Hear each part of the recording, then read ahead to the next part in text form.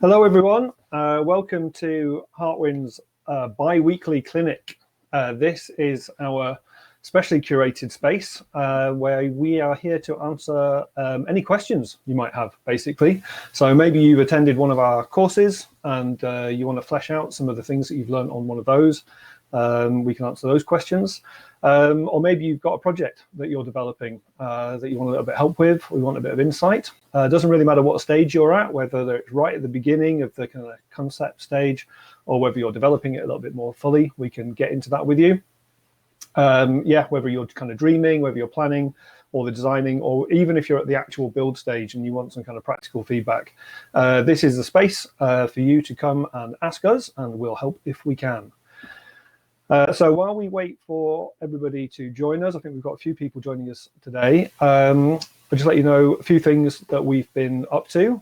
We've recently rolled out our new audit service, which is where we really take a deep dive into your project, especially useful if you are at your post-planning stage and you want to really dig into the designs and make sure that you're on the right track. So we can do a really detailed evaluation of that and give you any recommendations that we may have. So this is a good process that's coming up at the moment. We've also been looking at a really interesting co-housing development. Co-housings are really interesting to us. They seem to be a really perfect answer to some of the housing needs that we've got. So being involved with a project like that is pretty exciting. We're looking forward to looking at that some more. Now, if you've attended one of our courses, then you already get 6-month access to these clinics, and we're going to speak to some of the current crop shortly. We are also planning a new members area through our website, which will be full of resources and will also give you access to these clinics. So keep watching or sign up to our newsletter for updates on that. In the meantime, if you can't attend in person and you're looking at these back on our YouTube channel, then you can always email a question through and we'll try to answer them at the end of the session. This week, we've got a really good one from Lottie. She had a question about raft foundations for a garden building. So we're going to look at that later on in the session. Okay, let's see who we've got and see what questions we can answer today. So we've got Kevin, I think you're there. Just wait for the connections to happen. If we get a few more people joining in, then we'll work through everybody in turn and give everybody a chance to ask any questions and explore what they've got.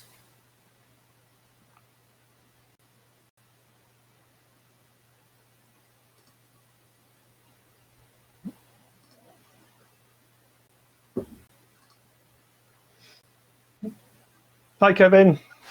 Hey. Good. How's it going? Yeah, you too.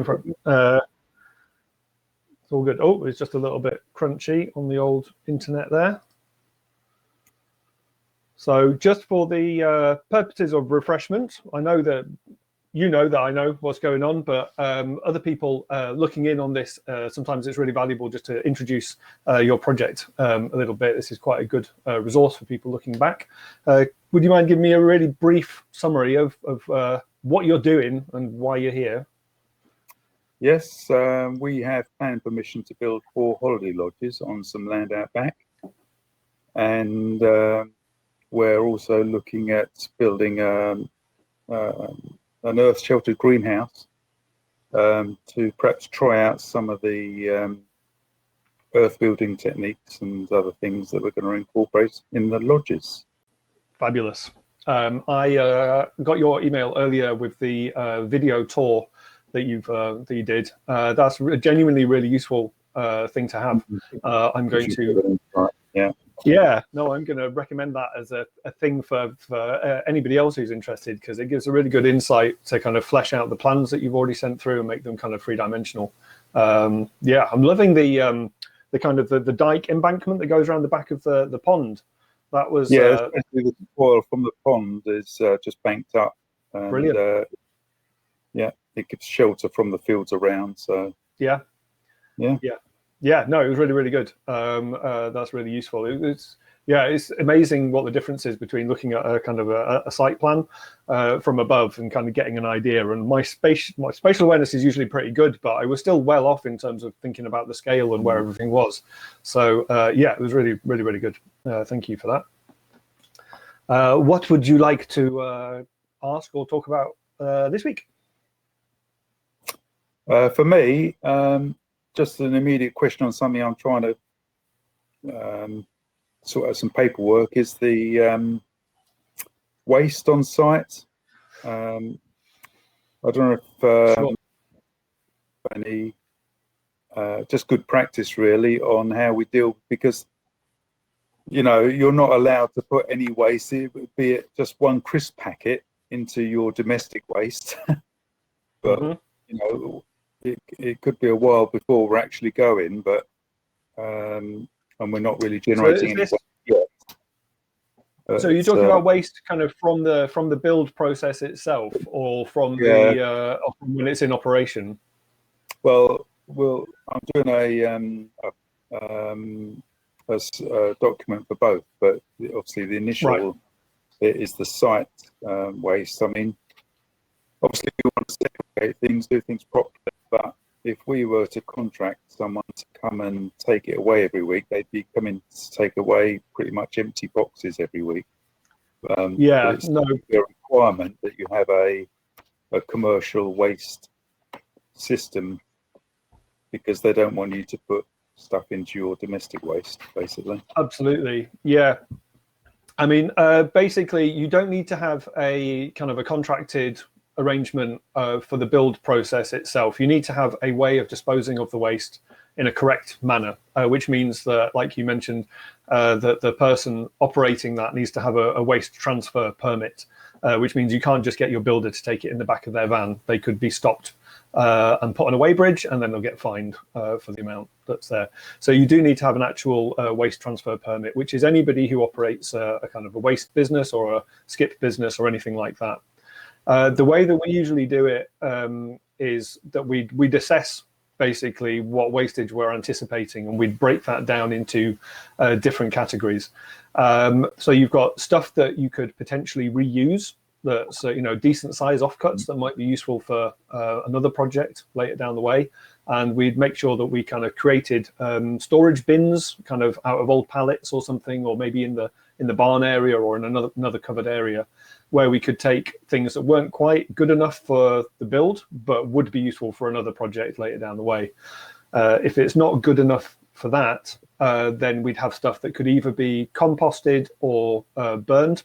So organic waste of some description. So maybe smaller offcuts of timber or wood fiber, or even a bit of wool or straw, things like that aren't good enough to use in the build, not good enough for a project, but could be composted, could be used for a campfire or something like that. So we'd have those two kind of things set to one side. Then we'd have a recyclables section of things that are going to get recycled at some point, go to either to the household waste tip or to a conventional tip. And then you're allowed to take those then? Yeah, you can. Because you can do. I'm sort of a bit confused about, if we've got like literally a little box of some plastic bottles and something else, you don't want to get a commercial waste carrier in to take that away. Need to do that. No, we've always managed because we are very thorough in the way that we segregate our waste. The actual stuff that you need to dispose of in landfill or recycling is actually very low. The most stuff that you'll get is the delivery packaging materials. So you get those plastic tension straps that they put around pallets. Those, you get a lot of those, and you might get the kind of heat shrunk plastic wrap to contain things onto a pallet. You find you get quite a lot of that stuff as well. Now, some of that, if you take it off carefully, can be used for protecting the works, or it can be used for mulching a bed, or something like that. So we try to work out ways we can use stuff on site. And if not, then we keep it segregated when we're collecting it, and then we just get rid of it all at the end of the job. So you could either then, if you've got somewhere to store it, you can either get a skip in for the duration of the job, and that's just going to be recycling plastic waste. And then that will go, and the skip company will deal with that, and it will get recycled. And then for non-recyclable waste, which is usually a very small amount, then you have another skip or a large, what's called a bin, which is basically the size of a shipping container. And it comes on one of those roll-on, roll-off wagons, where it just turns up, drops the whole thing onto the side. You open the doors at the back, and you can walk or wheelbarrow in all of the waste and store it really nice and tidily. And then once it gets too much, you close the doors, and then you chuck everything over the top. And then at the end of the job, they'll just come and take that away. Job's done. And you just get a quote from a local company and say, we want to have this on site. Normally, they only allow you to have it on site for a month or 6 weeks or something like that. So if you say to them, we're going to want this here longer, it will cost you the normal cost of the skip and maybe a little bit more because you're holding on to their thing for a long time, taking it out of service. But it keeps it really simple. But if you've got your own areas that you can segregate the waste into throughout the job, throughout the project for maybe an entire year, and then you just know that you're going to spend a day transferring that into a truck or a bin or a skip at the end of that job. But recycling stuff like cardboard or plastic, if you're not generating too much too frequently, then you could just take that in your car to the household recycling, and it will just kind of fly under the radar, and that'll be fine. Yeah, I think you only need the contracted waste thing for when you are in operation as a business later on, when you would have it done as non-domestic waste removal, and that would be just talking to the local council about whatever their commercial package is, and you'd say, well, I need it once a month, and this is my expected volume of stuff. But yeah, that's how we approach it. I know less about the in operation as a business thing, but the kind of during the project thing is much more straightforward than you'd anticipate. All right, thank you. Yeah. Okay, Yeah, I can ask another question, or if there's someone else wants to. I think if we've got a minute. I think there's who else is here? We've got Will, who's going to come on in a second. But yeah, if you've got another question there, then we'll get through you, and then we can move on to some questions. If we were to do the groundworks this year and squeeze them in before the wet season, I touched on it on an email. I'm not quite clear how we leave it, because obviously if we've got an earth floor, as you say, we don't want that to get wet. So that's all part of the sequencing that we look at in the critical path. Things like, because we're working with natural materials, they're generally much more vulnerable to weather and spoiling in the build process itself. They're not as resilient as concrete or steel or things like that, which means that we need to protect them as we go through. And the best way we can protect them is to not install them before they're ready to go in. And with something like the earth floor, that's a big sequencing thing. So what we'd do is we'd construct the entire envelope of the building, the weather-tight envelope, with the roof on. So you'd get your walls up and protect them, and then get your roof on, and then that protects the whole structure. Once that's kind of relatively weather-tight, not necessarily with windows and doors, but sometimes even to that extent, that's when you do the floor element. So you could do all of the subfloor stuff. You could get it all ready, dig it, have it all dug out ready and everything. But then you'd wait for the rest of the structure to go up. Then you'd put your foundation elements in. You want all that to get saturated over the winter, though, do you? Because you might get movement problems as that dries out later. The following spring.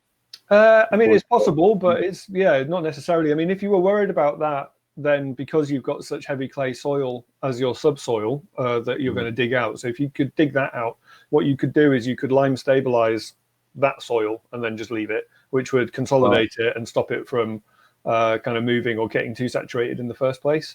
If you were really concerned, then protecting the entire works by kind of sheeting over the top of it could also be a good idea. I know one of your ideas was to create a kind of temporary, while the buildings are in construction, way of protecting them both from sun and from rain, and that might be something to look at very early on.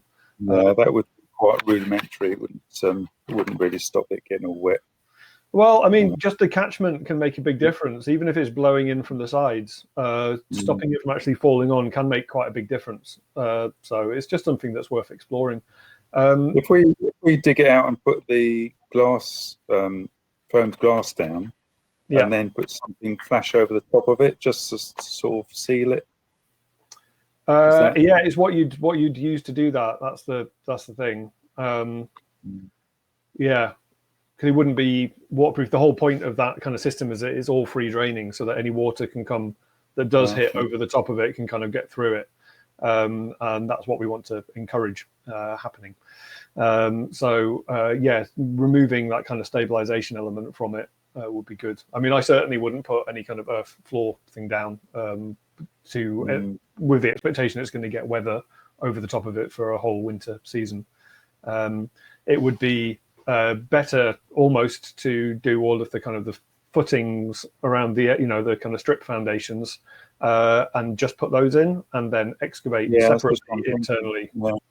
Yeah, but you've obviously got access issues that you'd have to mitigate in terms of getting machinery in. It's obviously much easier to dig from the middle out than it is to try to dig the middle out afterwards.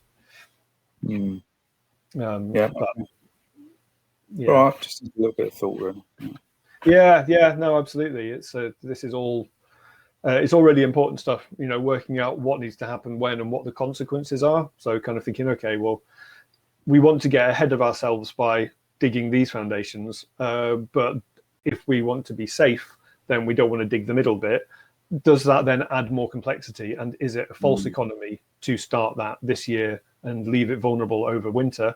Is it better to just program it so that we start and we do everything in the kind of sequence that it naturally? Yeah, I'm just conscious that next year, if we want to build effectively 4 bungalows, that's a lot of work. It is. Yeah, no, I agree. I think it would get a sort of foothold on the better. Yeah, no, I agree. I think it would be much better to do it this year. As much as anything, it's the old thing where until you get out of the ground, it's really unpredictable. I know that you've done some good investigations and you've got a reasonable idea of what's going to go on, but until you're above ground, where we can predict with relative certainty what's going to happen, it's always a little bit nerve-wracking. So getting that out of the way and knowing what you're dealing with would be really good. I mean, I know that doing the greenhouse sort of exploratory work with the greenhouses this year should answer a lot of these questions. But yeah, it would be ideal if there could be a kind of a parallel track with the groundworks for the bungalows going along at the same time as we do the kind of above ground experimentation with the greenhouse. Okay. Yeah. Yes. That's what I think about that. Good. Cool. Have you got anything else for this week? No, I'll let someone else have a go. Wonderful. All right. Well, do stick around, because if you think of anything else or if anybody else stimulates a question, then you can kind of jump back in. If you just raise your hand in the chat, and then I'll know that you're there. Great. I'm going to turn your mic off. Oh. Hi, Will. Are you there? It's not giving me. Oh, there we go. Using a mobile device. I'm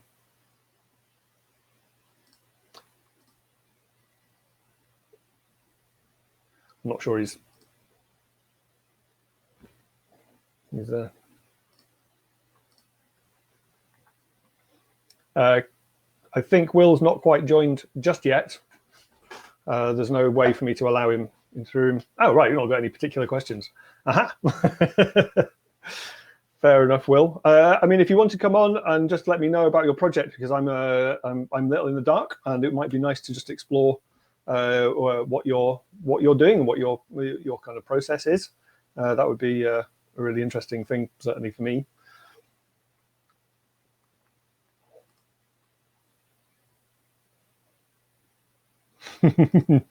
Yeah. For those watching at home, Will's doesn't quite know how to get the mic thing to work, and I've not talked anybody through doing it with a mobile device. So I am also a little in the dark, I'm afraid. You came here for technical advice, and can't give that one.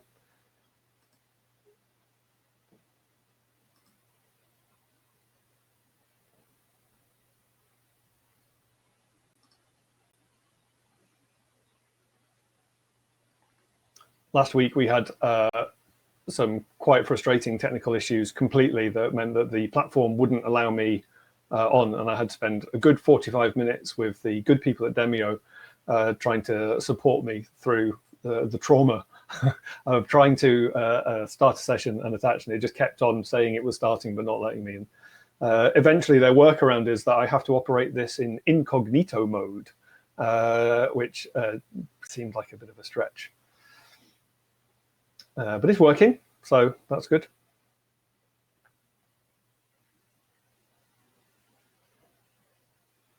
It seems very odd to me that there wouldn't be a way of doing an interactive session through a mobile device. That kind of seems like the very least that a mobile device should offer.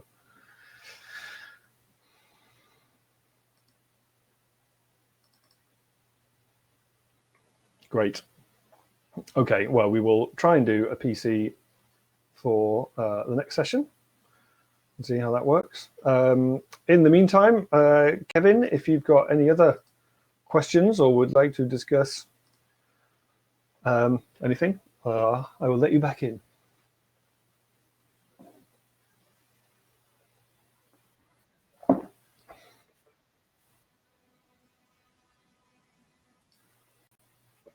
Soil. We've got to do things like we've got quite a long drive to put in, and we'll be putting paths around and so on, because we want to be a year-round facility, and it can get quite wet. But we want to do it with sort of minimal kind of intrusion. We don't want like tarmac everywhere or anything like that. We're thinking more gravel and you know, with a grass track up the middle type thing. Yeah. But perhaps we want the sub base to be, it could be compacted type 1, but then with a bit of stabilization perhaps or something. Potentially, yeah. I mean, earth stabilization using lime is something that's used a huge amount in other countries. Where I've heard of it being used most was in Nepal, actually, in earthquake regions, because they get a lot of mud slipping kind of areas, and it's kind of quite a volatile area. So they build with it because they're building with earth quite often. So they build with it because it's creates some sort of flexibility within the medium as well. But it also is used for paths, roadways, walls, all sorts of stuff. So it is very versatile. I think generally speaking, we'd always recommend using quicklime, which is its kind of most volatile form, because it works better. The further away you get from quicklime, it's through the lime cycle, it's been hydrated more and more, and the more it's hydrated, which is where you get the NHL, the natural hydraulic lime, the more you get through that, the least volatile it is, which means it performs less well. So by the end of that spectrum, you're basically using cement. So it's kind of gets harder and harder. It's less flexible. It's less vapor permeable. All of those sorts of things. So using quicklime in its original form, more problematic to use because it's an exothermic reaction. So when you add water to it, it gives off a huge amount of heat and starts drawing in the carbon that was burnt off when it was cooked in a kiln. But it's really, really good. It means it will do a bang-up job of stabilizing soil. We used it on a project up in Scotland a few years ago, where we found the spring in our foundations, and we had to divert the spring behind the building and bring it around in a French drain all the way around the back. But before we'd managed to do that, it had completely saturated our foundation. And so we just chucked a lot of lime in, and we used one of those plaster whisks. The plastering whisk is like a big drill with two spinning whisks on the end. And we did that with it. It was like soup. And we just went right the way through the back of the trench with it. And a day and a half later, it was a perfect trench.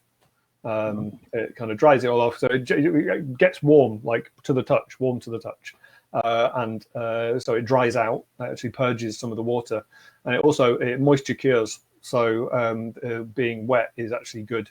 And the longer it stays wet, the more stable and the harder it will set. So lime If lime dries out too quickly, you see it going really white. If you use it with mortar or with lime wash, it will go really chalky white, and it'll actually come off on your fingers like chalk, because that's basically what it is. It's carbonated too much too quickly, and it's become that dust. If you want it to bond into the material, you need it to stay damp and cure over a longer period. So yeah, you could do, if you wanted a more robust trackway, you could maybe kind of trench the ruts a bit and put recycled concrete aggregate in as a sub base, and then you could put like lime stabilized earth back over the top as your kind of finish, so that would stay as a kind of a perpetual, mud trackway, but that would be stable and wouldn't go anywhere. That's not something I've done, but I don't see why it wouldn't work.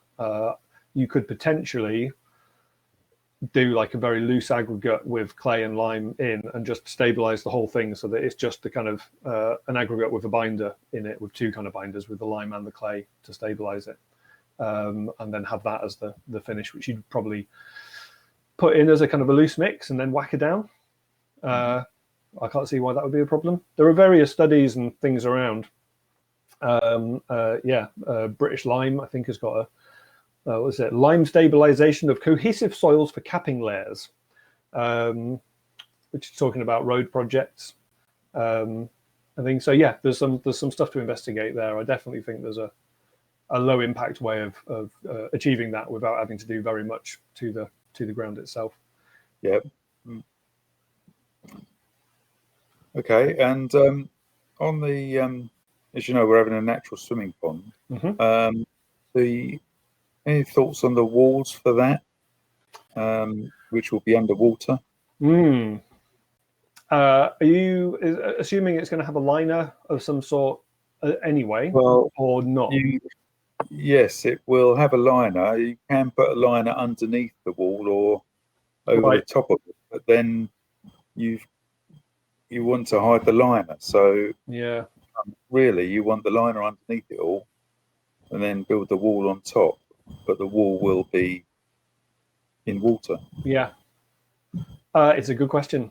It is not something that I've designed as yet. I know that there's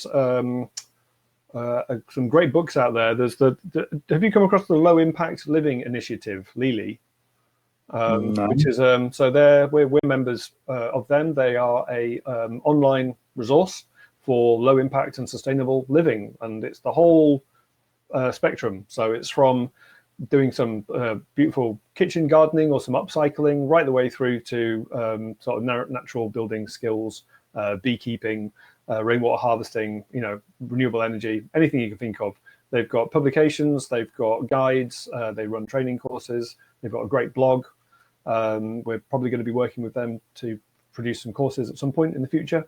They're really, really good. So that's Low Impact Living Initiative. They're really good, and I know for a fact they have got a good bit on natural swimming pools. Yeah. Let me see if I can find.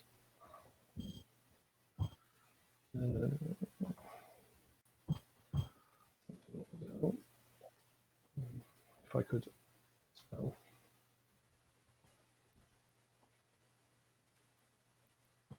Yeah, there's quite a lot of different ways of doing a natural swimming pool. Yeah. Some of them are a lot more rustic than others. Yeah, ain't that always the case? Yeah, some of them are just a hole in the ground with some water in it. We have to be a bit more sort of robust and yeah, absolutely. Something that a variety of guests are going to be happy swimming in. Yeah. No, it needs to be pucker, doesn't it? Which was the one that I saw? I was just looking at this for my own amusement the other day. Now I can't find it. That's great. Yeah, but anyway, check out Lily. They're really, really good, and I'd thoroughly recommend joining them because they do some excellent promotion.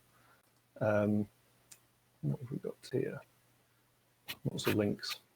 I think a lot of the pools that I've seen are much more like a kind of a DIY like at-home pool where you kind of have the liner is kind of quite evident there. I'm not sure of ones that have gone the other way, whether it be a tiled finish or something like Tadlact.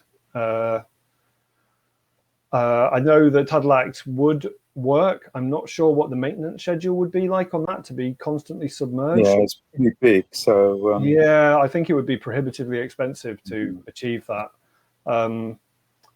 Yeah, I'm not sure. Again, similarly for lime stabilized earth, I think that they can cope with getting wet and being abused by the elements, but I think that constant submersion probably would be a bit much. I thought NHL5 was supposed to be suitable for in water. Yeah, absolutely, you can do, but you're still using earth as the binder, so it's not. You'd basically, if you made it out of lime, then you'd be fine probably, but you'd be doing something that's much closer to kind of a sealed cement pool, and you'd probably want to have some kind of a sealant over the top of it as well, just belt and braces. It's good. The kind of the hydraulic pressure that you get from that volume of water is pretty significant.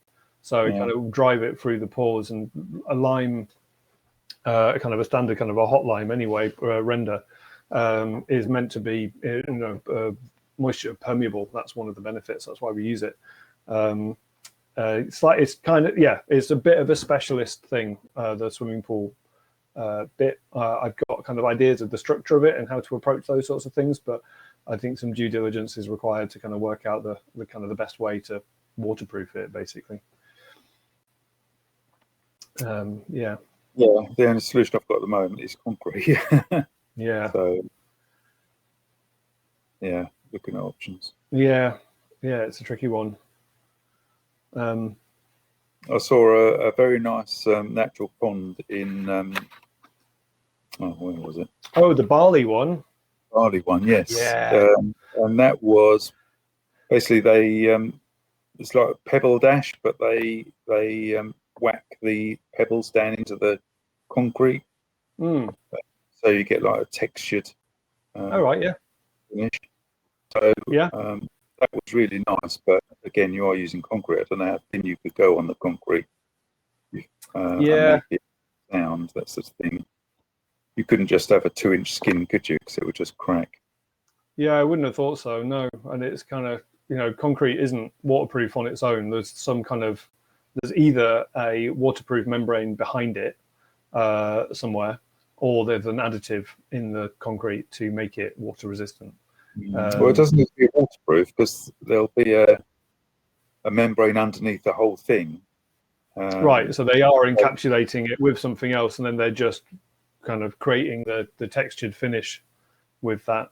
Yeah, well, maybe that is something that you could do with lime in a similar way. I mean, that's kind of an equivalent to tiling it, isn't it? Really, where you kind of have some kind of a membrane to provide the waterproofing, and then you line it with something else on top of that, because you wouldn't need all of it to be nice textured. So it could the kind of entry points and banks could be nicely textured, and the rest of it could just have the whatever the render coat is on that.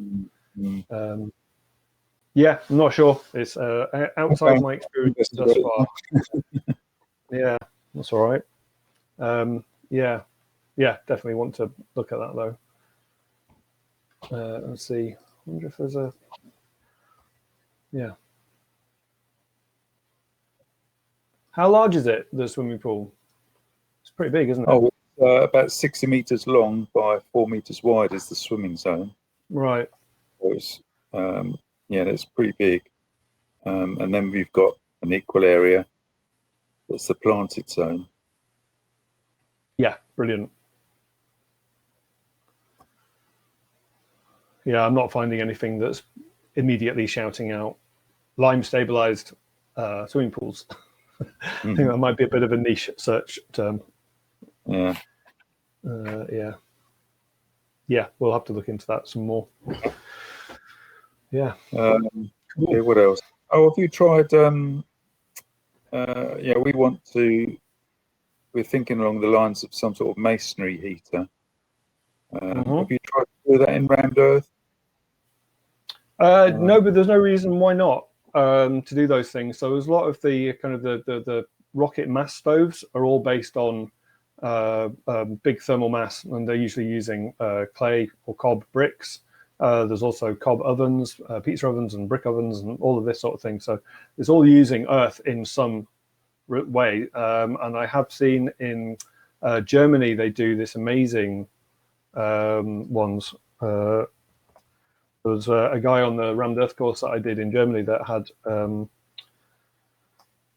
specialized in building these kind of ceramic and rammed earth ones, and that's why he was there. He wanted to kind of upgrade, and that's all he did. That was one job. That was his job, and they were pretty incredible. So I don't think there's any reason why not.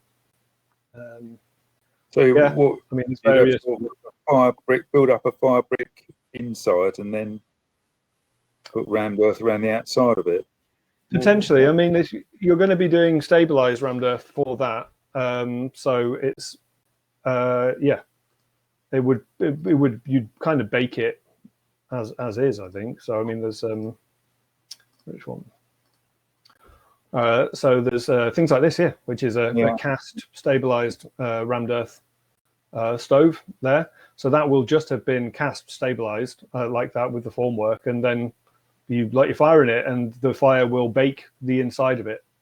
So that's no liner or anything. That's literally rammed earth getting cooked on that. Yeah, I think so. It might have a fire plate or something around the back, and it'll have some kind of flue plate up at the top here. But there's all these kind of different ones, you know, with you know, things like that. So I think that's a kind of like a shower, but I think there's like a stove on this other side of it here. I just wonder how you get on with the cast iron insert and then expansion and so on, and cracking the earth shell. Here we go. This is the sort of one I was thinking of. Can I zoom in on that? No, not allowed. It's too small. So that's kind of a functional one where they've got built a kind of a partition with bench and stove in it. And what you can actually do, I don't know whether you can see that well enough there, but the stove is on this right-hand side. And while it's got the flue moving up here, what you could actually do is you can actually take it like that through the whole thing, so that you're using all of that slab of rammed earth as a thermal mass, as a storage, as a battery for it. And it's also an extremely efficient way of burning it, because it burns off all of the gases as well. So by the time it gets out the top, the emissions are extremely low. Right. So they're very good. All those panels are in raw rammed earth, are they? These ones are were rammed earth, yeah, but it could be rammed earth or cob, or here's another one. Look, you see with the. So you don't have a steel liner or anything like that? Yeah, so it'll have a liner going through it, so you'd cast that in probably. So you'd build your formwork and you'd cast in. So this one's probably actually got an actual firebox that's built into it with the flue coming through and out of that, and then you ram around it in the same way as you would do. Surely that would crack the earth when that heats up and expands. It would crack the. That's what I'm trying to get my head around. Yeah, I mean, presumably they've answered that. I think there's the cracking is going to occur for two reasons. In my limited understanding, because while I've got some experience with rammed earth, a fire in rammed earth, I'm just postulating here. The reasons you get cracking, the same reasons that you get cracking in a rammed earth wall, is it's the clay content and the moisture content. So as long as you have got your ratios correct and there isn't too much clay, and therefore structurally there's no reason for there to be any movement, it's as dense and as well formed as possible, and that your moisture content is very, very low, so that by the time you get to using the fire, there is no moisture, then it's inert. There's nothing that can move or should move. There's nowhere for it to go because it's already dried. Cracking comes drying quickly. Steel or iron will expand. Yeah, so if there's steel in there, you would need to use there had to be some kind of a gap around it. So maybe they cast a wider bore, and then they have a smaller flue that goes in that has an expansion gap around it, probably with some kind of fire retardant, but flexible liner, like some of the the old fiberglass stuff that they used to put around stuff industrially. yeah, I don't think it would be difficult to work it out. There's quite obviously quite a few of these that have been put in very high standard, well-finished buildings. There's a lot of this work goes on in Australia. Lots of it's very, very popular doing lime stabilized rammed earth in Australia. They've got the climate for it, so that is where it's used a lot. But also Germany is very, very good at doing all of the rammed earth sort of Lehmbaum, they call it, work. They've got all of the standards. They do, it's all kind of government checked over. It's pretty polished. It's quite impressive. Oh, we can try a small one in the greenhouse, perhaps. And yeah, another experiment. But you know, cob ovens are really common, you know, in this country, and so it's not, you know, the only difference between cob and rammed earth is that you're using a fibre in the cob to create the tensile strength rather than the aggregate sizes, which is the important factor in rammed earth. So there's no reason why, if you can get a convincing oven going using cob, there's no reason why you shouldn't be able to do it with rammed earth, which is more stable. Okay.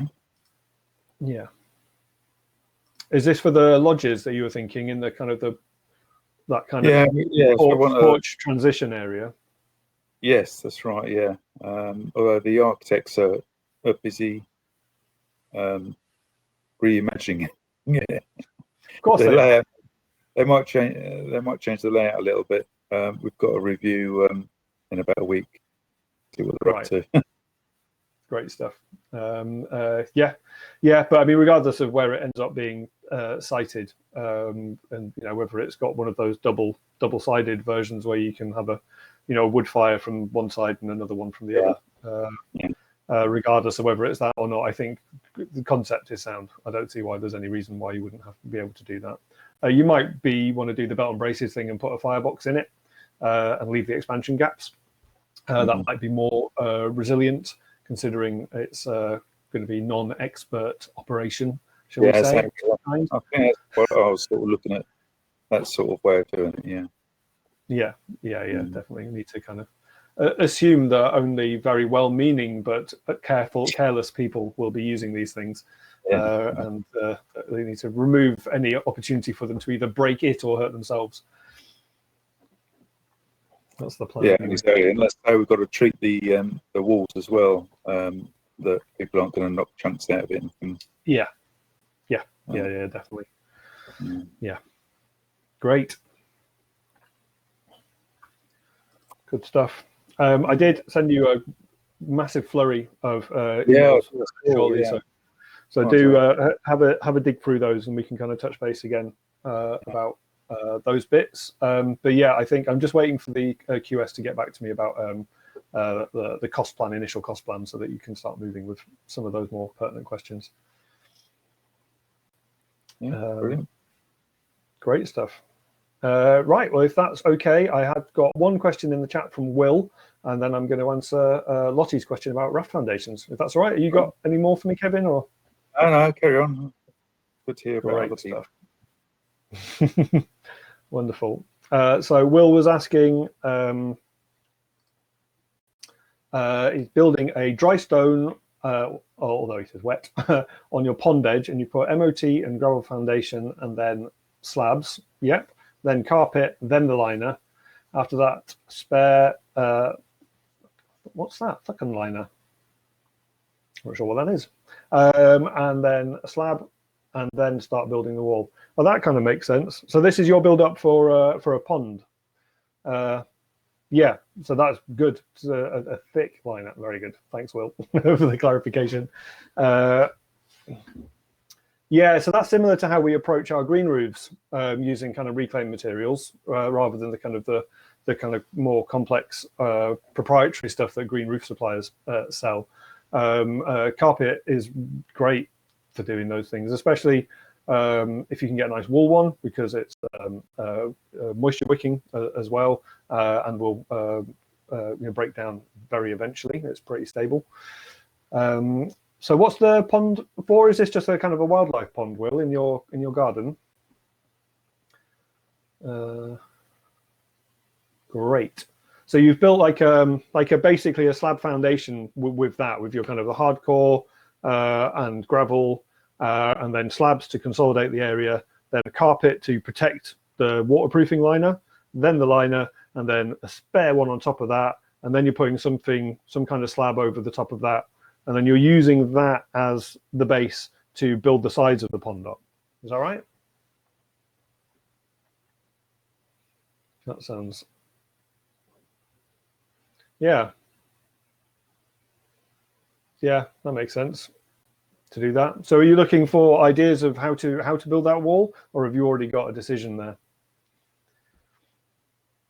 Because that's one of the things that we've been discussing with Kevin for his project, is whether that could be a lime stabilized earth, either just the existing bank, or whether like a rammed earth. Yeah. No, I think that's a good idea to do that as a suggestion for Kevin. Yeah, well, especially if we can get hold of enough reclaimed materials, that's certainly something that we could look at.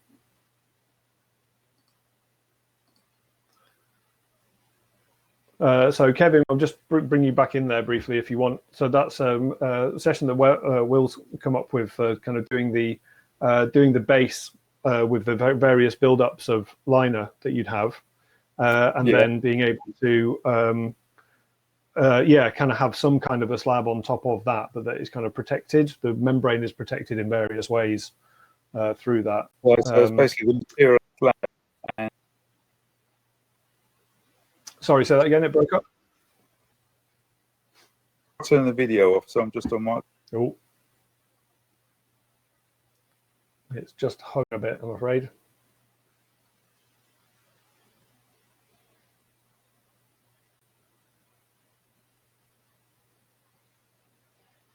The wonder of technology.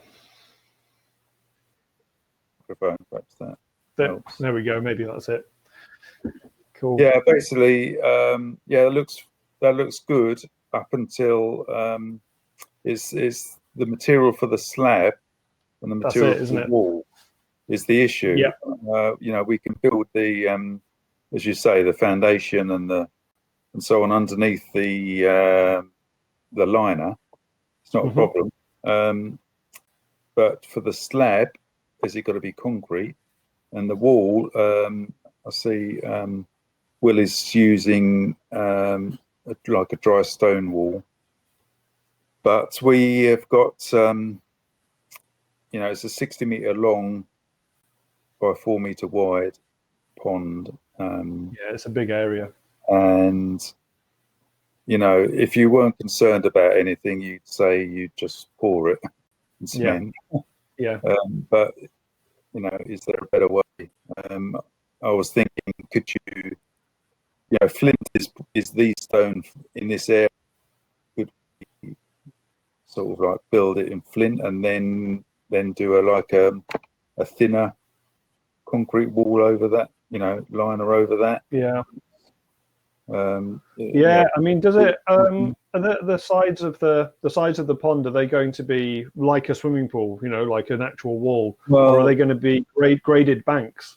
No. Well, at the moment, we're looking at probably making it more like a pool, because we've got to appeal to a lot of people, and to go a full on natural swimming pond with where you're literally swimming in the lilies, I think is too much of a reach for everyone. Obviously you will some people will love it, but we have got to appeal to a wider segment, really. So absolutely. We thought, if we've got the natural element to the side, but the main swimming bit is a bit more like a normal swimming pond, it's kind of compromise that is kind of like a middle ground. So at the moment, I mean, you can get waterproof concrete, and we just try and minimise the thickness of that. Is the best I've got at the minute. But if any other ideas are out there, then I think we just need to revisit that and kind of and see. Like we always say, is the concrete as a material isn't a bad material, it's just used too much. So if it's the right place for it, then fine, that's okay. And if we can mitigate the kind of the carbon cost of that elsewhere, or we can be careful with how much of it we specify, then that's even better. Well, you can get eco waterproof concrete. There is such a thing. Yeah. It's a bit more expensive, probably quite a bit more expensive, but that's probably the best you could do.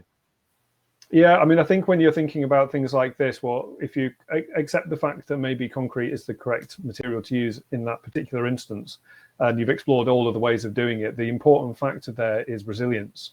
So if you can build something that is going to last and is repairable and something that you can keep going for years and years and decades, then that's fantastic. Because if you're talking purely about carbon, lime is very nearly the same level of carbon emitted for production to cement, certainly more than eco cement in some cases. It's just that the performance of lime over the years is far, far superior, generally speaking, to concrete, which is why we prefer using it. It's more versatile and it performs better and sequesters carbon over its lifetime. Now, in a pool situation, that might well be moot. It might not last as well. So it might be a case going, well, actually, if we want this to be hassle-free, repairable, and last for tens of years without any kind of intervention, then concrete may well be the way. But yeah, unfortunately, my knowledge gap begins when you start saying swimming pool. So while I can speak to the versatility of the various materials in general terms, we definitely need to bring somebody in who knows specifically about swimming pools and throw ideas at them until they get sad and tell us to go away. Yeah, great. Okay, well, I think I will. I've got the answer from Lottie. Thank you very much, Kevin. Those are really interesting and useful questions. Hopefully that was useful for yourself. Yeah. Great stuff. We'll catch up with you again, well, later this week, probably. Right, so Lottie was in touch on the lines via our email, and she is building a garden building, presumably in her own garden, and had a question about raft foundations. So she said, I have a question on raft foundations. Due to a restriction on height for a small load-bearing straw bale build in the garden, what would be the best material to use for a raft foundation? Well, it's a very good question, and here's why. Raft foundations are generally specified for load-bearing when you've got pretty crap ground conditions. So a raft foundation behaves in the same way as an actual raft on the water does. It distributes the weight evenly over a large area, making it more stable, enabling you to carry heavier weights, basically, because it's displacing the water over a large area. That's exactly what's happening. You're displacing the weight of your building over a large area, which allows for soft or spongy or wet ground conditions to stop part of your building sinking and another bit not, and then you get big cracks and horribleness in it. So a raft foundation is specified to mitigate that, so that the whole thing will move as one to stabilize the soil. They're usually about 150 to 300 mil of reinforced concrete. So that's concrete with big bits of steel in them. And it's a big, heavy weight, loads of carbon, sits on the ground, stabilizes everything, and you build your building on it. So it's a good solution in those situations, but it's not necessarily the best one. It's certainly not necessarily a good solution for a garden building in your garden. It's a lot of material, it's a lot of carbon, quite complex, probably quite expensive as well to do that.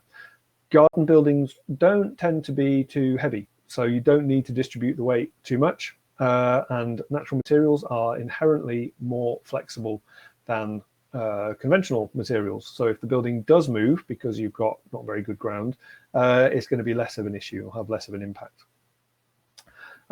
So what I would do is I'd go to our kind of standard solution, which is either a kind of a slit trench going around the perimeter of your building, which you use a free draining foundation, which is our compacted aggregate, and then you build like a lime-quick cap over the top of it, and then you can build a plinth wall to carry the rest of your building for your straw, etc. That's one way of doing it. Obviously, it involves quite a lot of digging. The other way would be to use either piers or piles. So piers would be car tire foundations, which could be good, or made out of a stone. It's literally a pillar support distributed around the perimeter of the building that a load-bearing kind of timber frame is built upon. So it lifts it up out of the ground ever so slightly. So you might need to dig down into the ground to find the stable subsoil, and then you'd build a kind of a car tire foundation to bring them up out of the ground. That's quite a lot of work, but it's very, very cheap. You'll get tires thrown at you with great glee from a scrapyard because they have to pay to get rid of them, and it's really difficult for them to do so. And they're a kind of a great pollutant.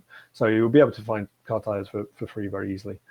Screw piles are literally a big screw that you screw into the ground until it gets to a certain depth, and then you affix your timber perimeter kind of load-bearing structure onto those, and then you can build the rest of your structure on the top of that.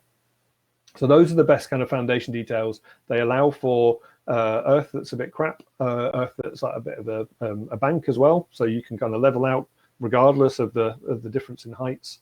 With the ground itself, you can just build a platform on top of it. That's no problem. So that's good. The second thing I would talk about is whether or not to do a load-bearing structure of straw bale. So there's two ways of building with straw that are the kind of predominant ways. There's load-bearing and there is infill. So load-bearing is where you use the straw bales as actual building bricks, and then you put the weight of the roof on them and they support the weight, they carry the load of the structure. An infill system uses a load-bearing timber frame, very like conventional buildings made out of timber do. So posts and beams carrying the structure, and then you infill in between those posts and joists or with your straw bales. So the insulation is the straw, not the structure. We prefer the latter, the infill method, because conventional framing is a really easy, quantifiable process that's well understood by pretty much any carpenter who's ever done any house building. It's an easily transferable skill. The engineering is very straightforward and very known. You can find most of the information online very easily. It's a very simple kind of go-to system. And working with the bales around it just becomes more consistent. Load bearing still requires quite a complex timber frame structure to hold the roof up. You have to build the roof first to protect the bales. Then you put the bales in, then you drop the roof onto the bales. So from an engineering perspective, it's much more complicated and fraught with peril. And it can be very difficult to get that right and to get all of the bales aligned really well and to get everything plumb at the end of it. Because bales are inherently inconsistent. So getting as much control over the structure as you can when you first start building it saves you a lot of trouble later on. So load bearing can be great. We've done one and it was a very interesting experience. But having done that, we would very much recommend doing an infill.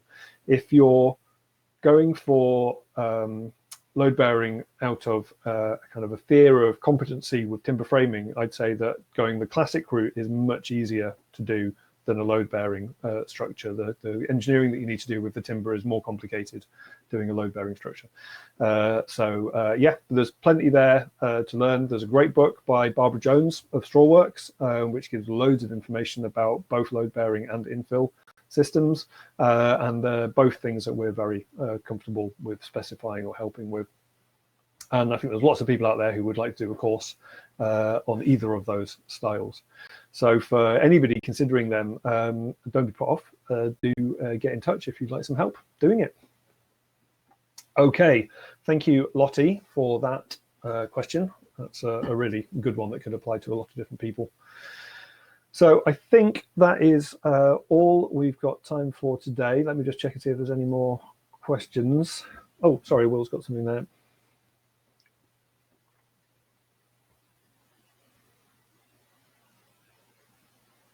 Ooh, so Will has got, he's planning an open woodshed / workshop, and he currently has a 12-meter long row of red cedar.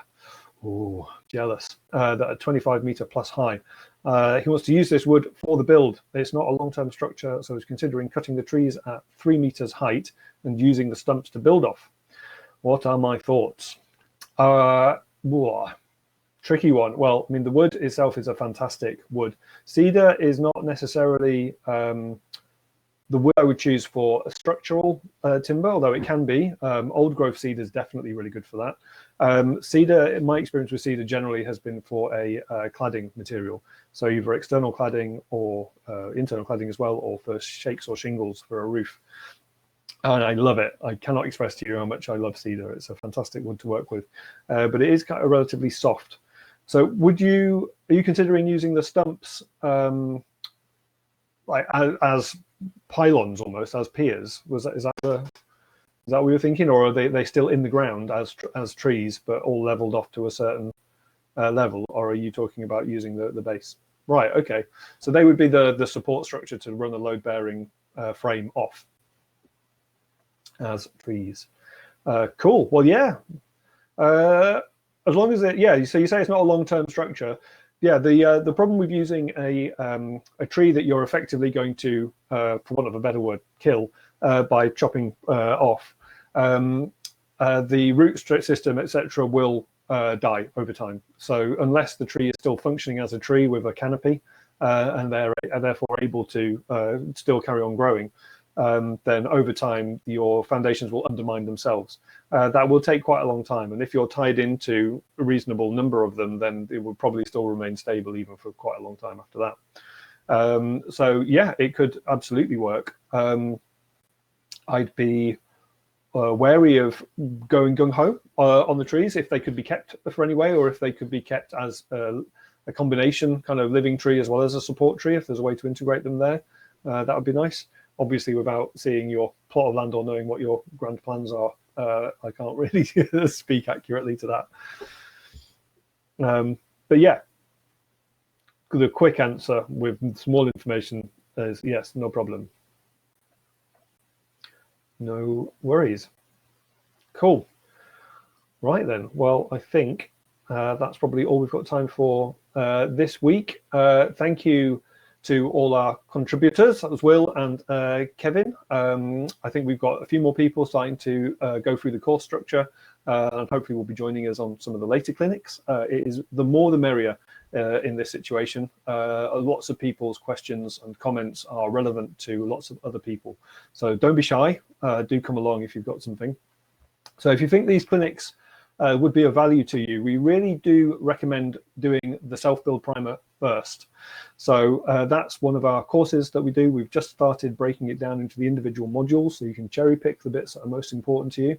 It really answers lots of questions up front, and it lays the groundwork for really making the most of these live sessions.